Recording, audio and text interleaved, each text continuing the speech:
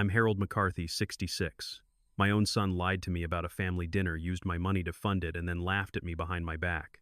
If you were my age, would you still call that man your son? Let me know in the comments. Scene Scranton, Pennsylvania, summer 2023. It started with a phone call I thought I'd never forget. Brendan's voice was rushed like he was juggling three things at once, but still laced with that salesman smoothness he'd perfected over the years. "Dad," he said, "it's a little tight this month. Colleen's car needed a new alternator and we're short on Haley's piano lessons. Can you help with the mortgage? Just this once." I didn't even hesitate. "How much?" "1,200, he replied. "I'll pay you back after my next bonus hits." My bank app blinked open before the call even ended. I sent the money while still standing barefoot in my kitchen, my coffee going cold on the counter. He didn't say thank you, not really. Just a half-hearted "you're a lifesaver," and then the line went dead. I stood there in the silence afterward, the kind that only fills a house too big for one person. The wooden beams above me, ones I'd stained by hand decades ago, creaked softly. The house had been quiet since Eleanor passed. Sometimes I talked back to the silence just to hear a voice. That day I just sighed. Show setting the house. The house sits on a ridge just outside Scranton, a cabin I built myself in 1979, with lumber hauled up in an old Ford. Every nail in the floorboard holds a memory. That year, Eleanor and I carved our initials into the stone hearth with a pocket knife after it dried. Now the place still smells of cedar, but I've let the orchard out back grow a little wild. Too much work for one man and no one left to care. Character flashback: Eleanor. Eleanor would have spotted the signs right away. She always said Brendan had a way of using charm like a fog, thick and warm but blinding. "Don't mistake charisma for character," she warned once when he was 12. Back then he was already smooth-talking his way out of doing chores. But I'd always believed he'd grow out of it. That belief stayed with me even after he moved out after college, after Colleen. A week later he called again. "Dad," he said, "roof's leaking. Insurance is dragging their feet. Can you spot me 6,000 just until they process the claim?" I paused. "Brendan, that's..." I know, I hate asking. But you've always said the house is the one thing a man should protect. This is about the kids." He knew exactly what to say. Of course he did. I sent the money. Emotional processing. I told myself I was doing what a father should. I had no grandkids of my own. Brendan and Colleen made that clear years ago. Not our path, they said. But I still clung to the idea that maybe, just maybe, I was helping them build a life. It wasn't about the money. It was about the last thread that connected us. And when a thread's all you've got, you hold on even as it cuts. Minor conflict receipt slip. 3 days later, I went to Price Chopper for groceries. As I was waiting in line with a bag of flour and a 6-pack of ginger ale, I spotted a receipt someone had dropped at self-checkout. The Summit Grill, 5 entrees, 2 bottles of wine. Brendan's name on the reservation. He blinked. We'd planned to have dinner that same night, but he'd canceled last minute, said he was down with the flu. "Can't make it, Dad. Rain check." Now here was his name printed in ink with a timestamp that matched the night he was supposed to be sick. Something inside me shrank. I held the receipt like it might vanish. 5 entrees, 2 bottles of wine. Brendan didn't even drink wine. But Colleen's parents did. They always did. I stood there a little longer than I needed to, watching the cashier wave the next customer forward. Something was off, something more than a white lie. And I wasn't going to ignore it this time. The next day I did something I hadn't done in years. I eavesdropped. Not with intention at first. I was folding laundry, stacking towels in the upstairs linen closet when my phone lit up with a FaceTime call from Brendan. I didn't pick up. I figured he'd leave a message. Except, he didn't hang up. The call kept running. Maybe a pocket dial, maybe a mistake, but I could hear everything. Colleen's voice came through clear as day. "Did you tell him about the dinner yet?" Brendan laughed. "Nah." He'd ask why we didn't invite him. Easier to just say I was sick. Show Harold frozen in place, phone clutched tight. I stood there in the hallway, towel in hand, heart thudding. The audio kept going, casual, careless. They were talking in their kitchen, laughing about wine pairings. "Your dad paid for half the meal anyway," Colleen joked. More laughter. "I swear if I say roof leak or Haley's piano recital, he just opens Zell," Brendan added, like Pavlov's dog. That last part stuck. Emotional beat. Quiet betrayal. I didn't feel rage. Not then. I felt something heavier. like a lead blanket pressing into my chest. I walked down to the porch phone still in hand and sat on the swing Eleanor had painted green in '93. The wind carried the smell of cut grass. Somewhere down the hill a neighbor's dog barked. It was a perfect afternoon, but everything inside me shifted. They didn't just lie. They mocked me for believing. Time skip. 1 week later. Subtle surveillance. I didn't confront Brendan. Not yet. Instead, I became careful. I stopped sending money. I started keeping records, every transfer, every message. That's when I noticed something else.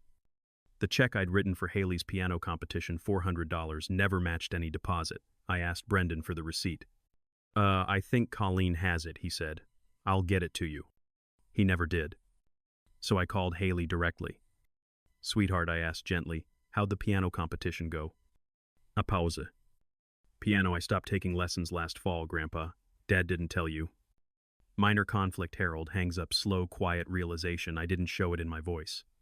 I told her to enjoy her week, said I loved her, and hung up. Then I sat in that same porch swing and stared at the hills. I wasn't helping a struggling son. I was financing a performance. And worse, he didn't even respect me enough to hide it well. Quiet action step. The ledger begins. That night I opened an old legal pad from Eleanor's desk, drew 4 columns. Date. Reason Brendan gave. Amount sent. What really happened. The list grew faster than I expected. June 14. Mortgage late fee. $1,200 actual weekend in Cape May. July 3. Roof leak. $6,000. Actual Colleen's parents' anniversary dinner. August 2. Piano competition. $400 actual Haley doesn't take lessons. Each row was a bruise. Each bruise layered on the last. Chapter close. New resolve forming. I didn't know what I would do yet. I wasn't a vengeful man. But the next time Brendan called, I'd be ready. I wouldn't stop him. I'd let him talk, let him dig. Because when someone's building a trap with your money, the least you can do is measure the depth of the hole they're digging for themselves. By mid-September, my ledger had 3 full pages, 18 transactions, almost $24,000. I'd been bleeding money quietly like a slow leak in an old pipe behind the wall. And just like that pipe, I hadn't noticed until the wallpaper started peeling. The shocking part wasn't just the lies. It was the pattern. Show the column labeled, "What really happened," fills up faster than expected. There were always just enough details to pass. A roof repair estimate emailed with a blurry attachment. A soccer tournament registration with a screenshot of a PayPal screen, never the confirmation. Every excuse arrived, polished and timed. Each one framed just well enough to suppress my doubt, but not well enough to survive scrutiny. One line haunted me more than the others. October 1. Emergency vet visit. $100. Actual weekend spa getaway for Colleen. That one stung deeper. Not because of the money, but because Brendan used Marley's name. He knew I adored that dog. Emotional beat. Betrayal deepens. I stared at that entry for hours. Ran my finger across the amount, whispering it like an old prayer. $1,100. Not for surgery. Not for a sick animal. For a hot tub suite and room service waffles. That's when I knew this wasn't desperation. It was performance art.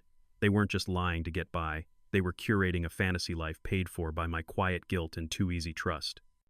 Conflict step up. Harold prepares for the next call. Brendan called that Friday evening. Said he was checking in. His voice casual, smooth. Hey, Dad. Just wanted to see how you're holding up. You need anything? I almost laughed. Instead, I replied, funny you ask. I was just going through my records. Oh, he sounded thrown. Yeah, just, trying to organize my finances before tax season. Found some interesting trends. A beat of silence. You okay, Dad? Never been clearer. He laughed, nervous. Well, don't let taxes stress you out.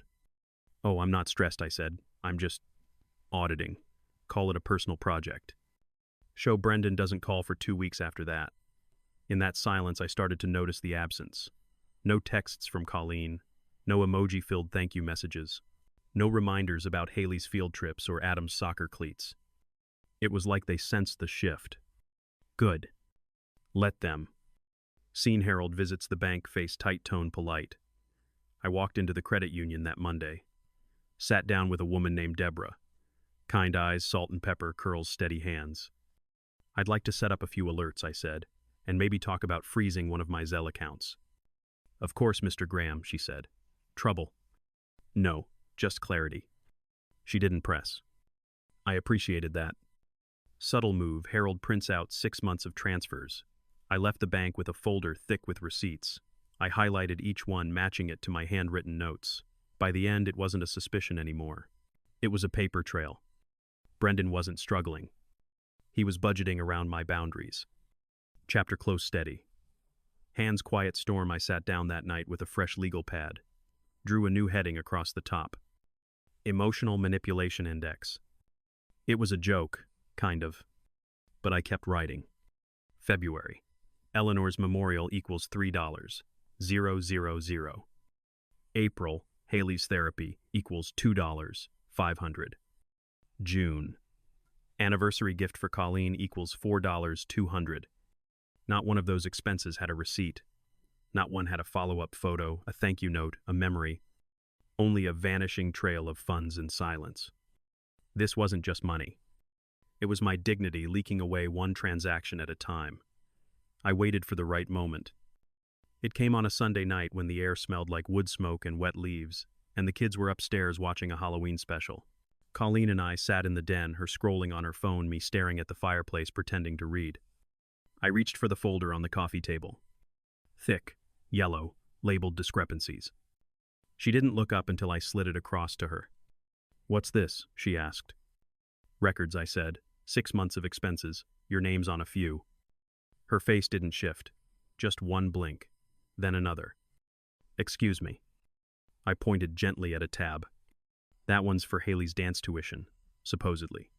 But the check went to a hotel in Jersey City. You were there with Brendan. Her fingers gripped her phone tighter. Are you spying on me? No, I said softly. I'm watching my retirement disappear. Show the room stays quiet, only the sound of a commercial jingle upstairs. I kept my tone even, not angry, not bitter. I wanted to believe it was all above board, emergencies, one-offs, that you and Brendan were helping the kids or at least surviving. Dad. I wrote a check for Marley's vet bill. Turns out Marley was never sick. That broke me, Colleen. She sat still. Do you know how humiliating it is to trace back every lie and realize I was the only one not in on it? Her voice cracked finally. I just wanted the kids to have what I didn't. I nodded. That's noble. But noble doesn't require deception. She opened the folder and flipped a few pages. I let her. She stopped at the column marked real use. I watched her eyes widen. Spa, iPads, dinner parties, flights. Not once had she mentioned those things. Did Brendan know you kept all this? Not yet, I said. You're the first. Emotional beat Harold leans in gentler this time. Colleen, I want you to understand something. This isn't about punishing you. It's about clarity.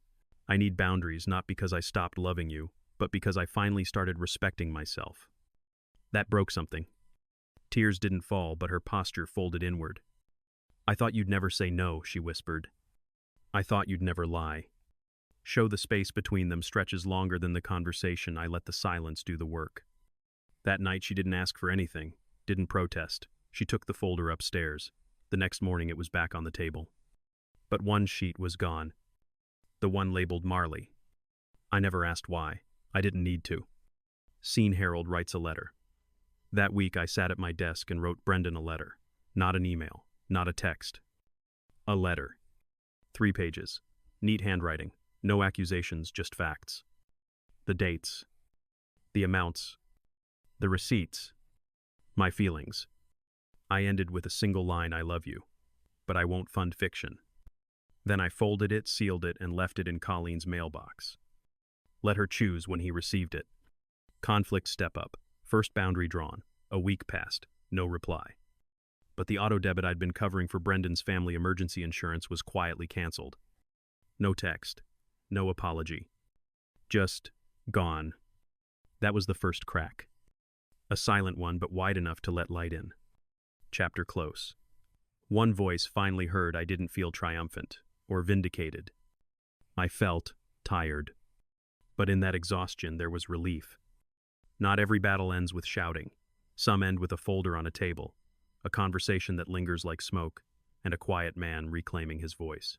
By the new year, I had made peace with two things. First, I couldn't undo the past. Second, I didn't have to keep paying for it. The kids had stopped asking for money. Not out of understanding, but distance. I heard from them less. The silence was both punishment and mercy. Colleen returned the folder with a sticky note. Understood. Nothing more. I knew then it was time to address what came next. Seen Harold at his lawyer's office, Miller and Jones had handled our affairs for years. Thomas Jones, my estate attorney, was a quiet man with rimless glasses and a dry wit that I appreciated. I need to amend my will, I told him. He gave a slow nod. Any specific changes? Yes, I said. Very specific. I handed him a typed list with 4 names, 4 allocations, and 4 notes. Colleen 0. Brendan 0. Haley College Fund, only accessible via receipts. Miles' annual allowance capped conditional on no third-party access. Thomas reviewed the notes carefully. You understand this may cause upset. I've lived through worse. He smirked. I'll draft it by Friday. Show Harold at home sorting drawers. That night I pulled out every folder I had kept over the years. Insurance, banking, deeds, titles, every signature ever asked of me. I put them in a fireproof box labeled, for the executor only. It felt like I was packing up, not my life, but the version of me they used to know. Flashback. Harold remembers Colleen's first request. There was a time long ago when Colleen asked for $200 to buy a winter coat for Haley. She had just started school. I gave it without hesitation. No receipts, no questions. Later I found out the coat was indeed bought and worn until the sleeves gave in. That memory hurt, because it reminded me that trust used to be safe. Now it needed footnotes. Show Harold leaves a sealed letter in the box. I wrote another letter. This one wasn't for Brendan. It was for Haley. I told her I loved her, that my decisions weren't made in anger but in clarity, that she was never the target but she had to choose what came next. At the bottom I left a sentence. Your path doesn't have to mirror theirs. Emotional beat. Harold sits alone at the dining table. There was no birthday dinner that January. Colleen texted, said she'd be out of town. Brendan didn't reply. The kids sent happy birthday messages by text, short, generic, no emojis. I didn't blame them. I sat at the dining table with a piece of store-bought cake, 1 candle, and no one to blow it out for. So I blew it out myself and whispered, Happy New Year. Conflict step up. Will signed, sealed, and witnessed. By the end of that week, I met with Thomas again. He handed me the updated will. 3 copies. Signed. Notarized. Filed. I didn't feel powerful. I felt precise. That's the word. Precision. Chapter close. A man with a pen, not a sword. Sometimes control doesn't come from confrontation. It comes from clauses. From quiet lines on legal paper. From knowing that you are no longer being written into someone else's chaos. That night I slept better than I had in years. Spring rolled in slow that year, but steady. The kind of spring that doesn't make grand entrances. It just shows up one morning, quiet, sure, unapologetic. Like me. With the paperwork finalized, I had expected some sort of retaliation from Colleen or Brendan, a Cold War, a confrontation. But I got something stranger. Silence. No more sudden visits. No emails. No passive-aggressive texts. The air in my house felt breathable. Show Harold gardening. I planted tulips in the backyard. I hadn't done that in over a decade. Colleen always hated them, said they wilted too fast. But I liked the way they came back anyway. No matter how deep the frost, they found their way up. That felt personal now. Seen unexpected call from Haley. In early June, Haley called. Not texted, called. Grandpa, she said, do you have a minute? My heart dropped and lifted at the same time. She wanted to talk about school, about her grades, about internships, nothing about weddings, money, or her parents. Can I come over sometime, she asked. You never have to ask, I said. Show Haley visiting Harold's home. She arrived with a notebook full of notes, college plans, financial aid options, jobs near campus. She was growing up, on her own terms. At one point, she noticed the fireproof box on the sideboard. What's that, she asked. Just old man paperwork, I said with a smile. She didn't press. Emotional beat. They share ice cream on the porch. We sat outside with 2 bowls of vanilla and crushed peanuts, her favorite since she was 6. Mom's still upset, she admitted. She says you're punishing us. I'm not punishing anyone, I said. I'm just done being everyone's fallback plan. Haley didn't respond right away, but she nodded. That was enough. Scene dinner invitation arrives. In July, a letter arrived. A formal invitation. You are cordially invited to the wedding of Haley Rose Hamilton and Michael James Connolly. I read the names twice. No handwritten note. No apology. No expectation. Just a date, August 10th, a place, a venue downtown. I could have thrown it away. But I didn't. I folded it neatly, placed it beside the sealed executor letter, and stared at it for a long while. Show Harold visiting Thomas lawyer. I'm not changing anything, I told Thomas. I just want to be clear on execution timelines. He smiled. Still 3 signatures, and you've already got them. Good, I said. Then we wait. Internal conflict. Going or not going, I debated attending. For weeks. Not because I wanted to cause a scene, but because part of me hoped it might still matter. That maybe, just maybe, they'd see I hadn't walked away from them. I had just walked back to myself. Chapter close. Tulips bloom fully. By mid-July, the tulips were wide open. Brilliant, brief, and unapologetically alive. It was a Saturday, warm but not hot. The kind of summer day that felt like it had manners. I put on the only suit I still owned that wasn't for courtrooms or funerals. No one expected me to show up. That's why I did. Scene arrival at the venue. The venue was upscale, a converted brick building downtown with glass doors, strings of Edison bulbs, and overly polite staff. I walked in 10 minutes before the ceremony gave the bride's name, and they found my place on the list. Mr. Harold Hamilton, family of the bride. First row. Someone had done that on purpose. Scene. The ceremony. Haley was stunning. Grown, poised. Michael looked nervous in a good way. Brendan gave her away. Colleen sat stiff in the front row beside him. She glanced at me once, quickly. But it was Haley who met my eyes and held them. Just long enough. That was enough. The ceremony was short and sweet. No grandstanding. No mess. Scene reception. The mic moment. At the reception, the mic passed from one toast to another. Bridesmaids, groomsmen, her roommate, his brother. Then Haley stood. I just want to thank everyone who made this day possible, she said. She thanked vendors, friends, and mentors. And then she paused. To my parents, she said carefully, thank you for everything, especially the early years. She let that hang in the air. And to my grandfather, she added, voice clear, thank you for always showing me what quiet strength looks like. You didn't have to, but you did, and I noticed. She raised her glass. Several people turned to look at me. Colleen didn't. But Brendan did. And for the first time in decades, he looked unsure. Scene post-toast envelope handoff. After the dance floor opened, Haley made her way to my table. I know you brought this, she said, sliding a slim white envelope from her purse. She held it up. I haven't opened it yet, she said, but Thomas told me what it is. The codicil. I didn't come for that, I said. She nodded. I know. But I need to know one thing, she said, looking at me like the child I raised and the woman she became had fused into one. Did you ever stop loving us? I looked her in the eye. Not once, I said, but I stopped financing my own invisibility. She didn't flinch. Instead, she leaned in and hugged me tight. Scene, the quiet justice lands. By Monday, the documents would be filed. The executor, already briefed, would enact the final structure. Colleen would learn the trust was untouchable. Brendan would realize his hands were off the faucet. And Haley would receive access only upon completion of her master's program. Full independence required. No shortcuts. Chapter close. Drive home I left before the cake was cut. The tulips at home were fading, but the soil underneath was still rich. Some things bloom again, but only when the roots are honored. The air smelled like dried leaves and new beginnings. Funny how that works. I had settled into a rhythm. Mornings in the garden, afternoons at the library, evenings with a book and silence. And I wasn't lonely. Scene. The letter from Haley. It came in a simple cream envelope, handwritten. Grandpa, classes are going well. I just submitted my capstone proposal.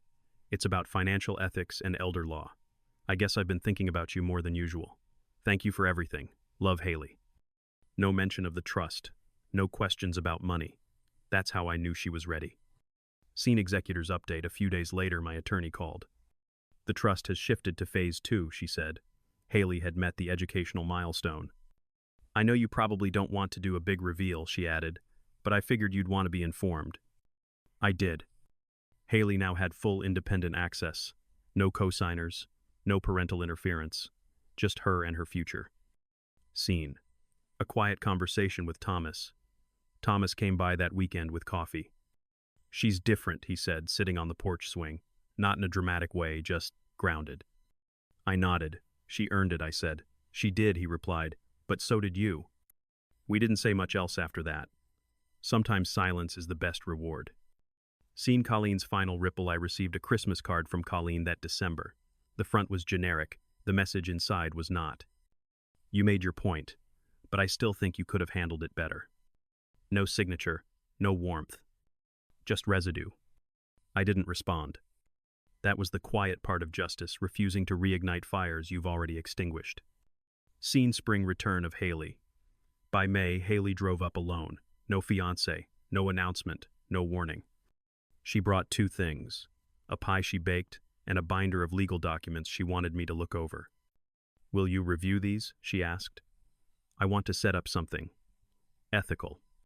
I didn't say yes right away. Instead, I handed her a shovel. Help me replant the iris bulbs first. She laughed, slipped off her shoes, and stepped into the dirt.